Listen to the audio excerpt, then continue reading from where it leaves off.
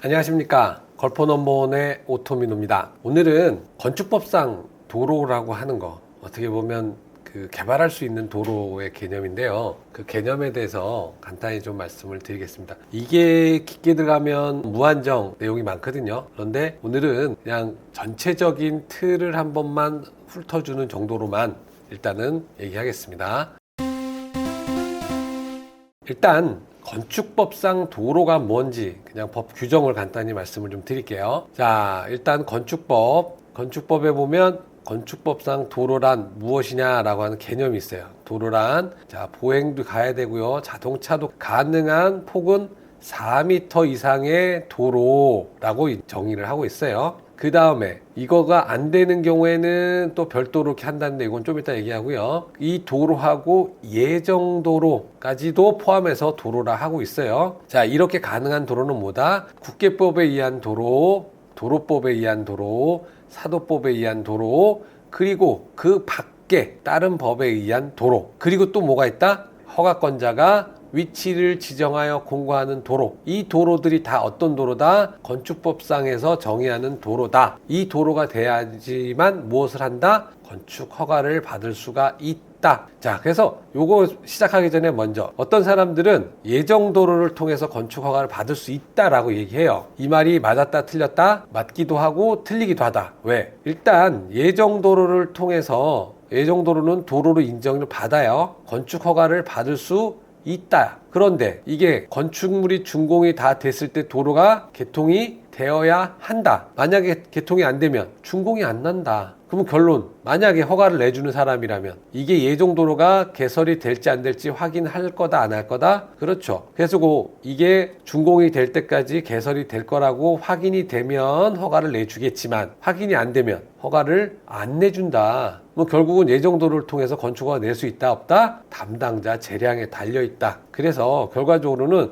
예정도로는 도로이기 때문에 건축허가를 받을 수도 있지만 담당자가 이것이 조만간 개설이 되지 않을 거라고 확인이 된다면 허가를 내주지 않을 수도 있다. 그래서 요거는 재량권에 관한 사항이고요. 여기에서 막다른 도로 이런 것들에서는 별도로 정할 수 있다라고 해서 건축법 시행령에 보면 지형적 조건에 따른 도로의 구조와 넓이 해서 막다른 도로가 10m, 10m에서 35m 미만, 35m 이상 해가지고 2m, 3m, 6m 이렇게 폭을 구분하고 있어요. 이게 막다른 도로 길이가 짧으면 폭이 작아도 되지만 길면 어떻게 돼요? 서로 교행해야 되기 때문에 최소 폭이 넓어지는 거예요. 그래서 이런 부분들 요거 감안하시고요. 자, 건축법상의 도로에서 또 중요한 게 대지하고 도로의 관계예요. 아까는 4m 이상의 도로 이렇게 되어 있지만 이 도로가 어떻게 돼야 돼요? 이 건축물의 대지는 2m 이상이 도로에 접하여야 한다. 도로가 있는데 이 도로에 띡 이렇게 접하면 안 돼요. 왜? 2m 이상은 돼야 차가 들어 나갈 거 아니에요. 그쵸? 그렇기 때문에 2m 이상이라고 요 규정을 두고 있어요. 그런데 여기에서 보면 건축물이 넓어요. 넓으면 어떻게 돼요? 면적이 2000제곱미터가 넘어간다면 이러면 안 된다. 어떻게 된다? 이때는 4m 이상 도로가 아니고 6m 이상의 도로에 접해야 되고 접하는 길이는 4m 이상이 돼야 된다라고 좀 더 강화해서 얘기하고 있어요. 건축법상 도로 현재 간단히 말씀을 드렸고요. 그 다음에 건축법상 도로에서 세부적으로 거기서 국토법, 도로법, 사도법 얘기했었죠. 국토계획법에 의한 도로 간단히 말씀을 드릴게요. 국토계획법은 시행령 2조의 기반시설이라고 해서 용어의 정의가 있어요. 이 기반시설에서는 어떻게 된다? 다음과 같이 세분할 수 있다 라고 해서 도로는 일반도로, 자동차 전용도로, 보행자 전용도로, 보행자 우선도로, 자전거 이렇게 7가지로 나누고 있어요. 근데 여기 딱 보시면 아까 도로는 뭐라 그랬어요? 차와 사람이 들어 다녀야 돼요. 차와 사람이 도로가 있으면 차와 사람이 이 해당 필지로 들어 다녀야 되는데 고가도로에서 차와 사람이 들어 다닐 수 있어 없어요? 하늘 이렇게 막 떠다니는데 못 다니죠. 네, 그리고 자동차 전용도로에서는 차가 쌩쌩 다니는데 개별 필지로 왔다 갔다 할 수 있다 없다? 여기 자동차 전용도로는 사람 걸어 다니지도 못해요. 그래서 국토계획법, 국계법이라고도 하거든요. 국계법에 의한 도로는 일반적으로 일반 도로만이더라. 보행자 우선도로도 되는 거 아니에요? 그렇죠. 도로 중에 중에서 보행자를 우선하기 때문에 차가 다닐 수가 있어요. 하지만 이런 경우에도 굉장히 제한적으로 되기 때문에 일반적이라고 표현을 한 이유가 그래서 이렇다라고 하시고요. 국계법에 의한 도로는 도시계획법의 도시계획 시설이기 때문에 그래서 토지용계획 확인원에 이렇게 빨간색으로 도로선, 이게 시설선이거든요. 표시가 되고 이렇게 토지용계획 확인원에서 확인이 돼요. 근데 이 얘기를 하는 이유는 안 되는 것들도 있다라고 하는 거예요. 여기 국계법 말고 지금 나중에 뒤에 가보면 뭐 사도법이니 뭐니 얘기할 때는 이렇게 확인이 안 되는 것들도 있는데 얘는 확인이 되니까 상당히 뭐 그렇게 어렵지 않다. 자, 그리고 나서 국계법에 보면 도시계획 시설은 뭘로 결정을 하냐면 법에 의해서 결정을 하지만 세부적인 거는 뭘로 한다? 도시군계획 시설의 결정 구조 및 설치에 관한 규칙에서 하는데 여기에서는 도로를 자 사용 형태에 따라서 자동차 전용 도로, 일반 도로, 보행자 우선 도로 아까 이렇게 얘기했었죠. 이렇게 있고 이거를 규모별로 나누면 어떻게 된다? 뭐 이런 얘기를 들어봤는지 모르겠지만 소로, 중로, 대로, 광로 이렇게 해가지고 표현을 면적 이거 어떻게 보면 도로 폭에 따라서 구분을 해요. 그리고 기능별로는 이게 주간선, 보조간선, 집산, 국지, 특수도로 뭐 해가지고 가끔 나오는 이런 얘기들 명칭들 혹시 들어보실지 모르겠지만 이거는 이거에 의해서 분류한다라고 그냥 이해만 하시면 돼요. 뒤쪽에 도로법에 의해서 분류되는 분류도 있는데 그거는 각각의 내가 사용 형태별로 할 거냐, 그 다음에 도로 표본별로 할 거냐, 기능별로 할 거냐, 나중에 나오지만 관리 주체별로 할 거냐 뭐 이런 걸로 해서 또 다른 거라 명칭이 그렇다. 그냥 끝 넘어가시면 돼요. 도로법에 의한 도로 방금 좀 전에 얘기했었는데 도로는 뭐가 있어요? 고속국도, 일반국도, 특별시도, 지방도, 시도, 군도. 자, 느낌이 뭐예요? 벌써 관리 주체가 누구냐 이런 거에 따라서 이렇게 표현을 하고 이것은 보다 보면 고속도로는 이렇게 도로 번호판 위에다가 이렇게 표시가 이렇게 좀 많이 복잡하죠. 고속도로고요. 일반국도는 이렇게 동그란 거 속에 번호가 들어가 있고요. 이렇게 시도는 이런 식으로 육각형 모양으로 이렇게 생겼고요. 사각형은 지방도. 그래서 이런 식으로 도로법은 표현을 하고 있어요. 근데 도로법에 의한 도로 이거는 특히 이제 지방에서 이렇게 하다 보면 뭐가 있냐면 도로가 이 사거리가 형성이 되는데 이 사거리 변에 뭐가 있냐면요. 연결 허가 금지 구간이라는 게 있어요. 이게 뭐 앞에서 뭐 100m든 200m든 요 간격에서는 사거리 주변에서는 차량 출입을 금지한다라고 하는 게 있어가지고 그러면 이게 어떤 효과가 있어요? 사거리에 점포가 하나가 매물이 나와 있어요. 그런데 교통이 너무 좋잖아요. 사거리에 딱 가시성도 좋고 여기 막 차가 들고 나가고 하면 얼마나 좋겠어요. 그런데 실제로 얘는 이 사거리에서 진출입이 안 돼요. 아까 연결허가 금지 구간이라고 하는 것이 이게 있어서 이게 안 되면 얘는 뒤로 들어가야 되는데 뒤로 들어가는 길이 없다. 그럼 얘는 뭐예요? 사실상 맹지예요. 그래서 간혹 이런 경우들 사셔가지고 곤란을 겪는 경우가 많은데 연결허가 금지 구간이라고 하는 거 있다라고 하는 거 꼭 염두에 두시고 이렇게 정말 좋은데 가격이 유난히 싸다. 한번 좀 확인해 보세요. 자, 사도법에 의한 도로는 이렇게 그림을 보시면은 이 도로 아까 건축법상의 도로에서 보면 공법상의 도로라고 하는 것들이 있어요. 국토계획법, 무슨 도로법 뭐 이런 거 해가지고 공법상 도로, 농어촌 정비법에 의한 도로든 하여튼 여하간 도로가 있는데 이 도로에서 내 집이든 뭐든 건물이 떨어져 있는데 이 사이 간격을 이것만큼을 공법상 도로가 아닌 그 외 다른 도로로 연결하는 거를 사도법에 의한 도로라 하거든요. 다시 한번 말씀드리면 공법상 도로하고 내 건물을 연결하는 공법상 도로가 아닌 도로 이거를 사도법에 의한 도로라고 표현을 해요. 보통은 비도시 지역 같은 경우에 이제 이런 경우가 많이 생기는데 도로가 있고 집단으로 개발을 하고 개발된 데를 다 연결하기 위해서 보통은 사도법에 의한 도로를 연결을 하거든요. 그리고 여기에 뭐 건물들 이렇게 필지들 다 연결을 하게 되는데 그래서 이제 이렇게 뭐 개념상은 이렇게 해서 그냥 아시면 되는데 한 가지 이제 자주 접하게 되는 종종 접하는 이제 문제가 뭐냐면 이 사도법에 의한 도로를 갖다가 보통은 어떻게 한다? 지분으로 나눠 가져요. 지분으로. 그래서 공유 지분이 되니까 다들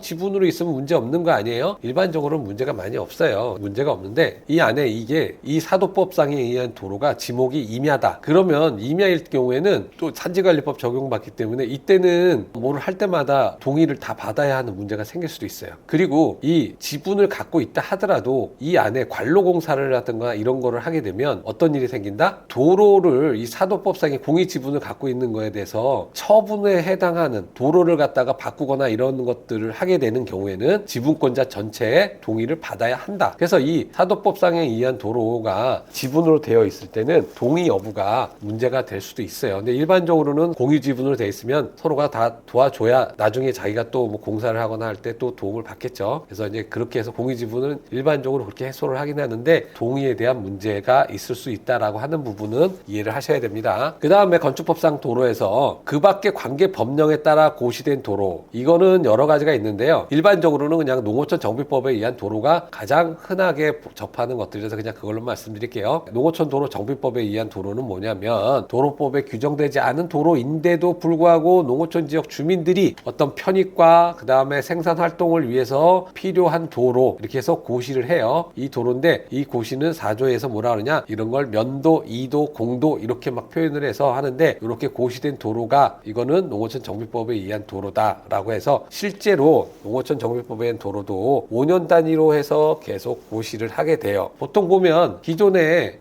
지금 보시면은 기존에 이렇게 빨간색, 막 분홍색, 그 다음에 이렇게 뭐 파란색으로 이렇게 있어요. 이렇게 분홍색, 핑크색으로 돼 있는 것들은 기존에 있던 도로들인데, 파란색은 변경되는 거, 빨간색은 이제 신설되는 거, 이제 뭐 이렇게 해가지고 농어촌 도로를 5년 단위로 계속 정비 기본 계획 뭐 해가지고 이거를 수립을 하게 됩니다. 그런데 이제 아까 얘기했던 그 밖에 관계 법령에 의한 도로가 그러면 농어촌 도로만 있느냐? 산에 가면 또 임도라고 있잖아요. 그러면 농도, 임도, 얘네들은 기본적으로 뭐를 하기 위한 거예요? 농사를 짓고 산림을 관리하기 위한 도로예요. 그렇기 때문에 얘네들을 통해서 건축 허가를 할 수 있다 없다? 없어요. 기본적으로는 얘네들은 그 목적이 이게 아니기 때문에 이걸로는 건축 허가 내는 것이 사실상 원칙적으로 안 된다예요. 임도 같은 경우는 상당히 어렵고요. 실질적으로 농촌에 가면 농도인 경우가 굉장히 많거든요. 그런 경우에는 목적의 사용 승인을 통해서 건축 허가가 가능하다. 가능한데 뭐 한다? 목적의 사용 승인을 받아야 한다라는 얘기예요. 그래서 이런 거 원칙적으로 안 되지만 이렇게 가능한 경우도 있다라고 하는 부분 감안하시면 되겠고요. 다음은 이제 허가권자가 지정한 도로인데 건축법상 도로 지정 공고라고 하는 그런 얘기가 되겠거든요. 이 건축법상 도로 지정 공고에 의해서 도로가 지정이 되면 그 도로를 이용해서 건축 허가를 받을 수가 있다라고 하는 거예요. 그래서 건축법 45조에 보면 허가권자는 도로의 위치를 지정 공고할 수가 있어요. 이때는 뭐를 해야 돼요? 그 도로에 대한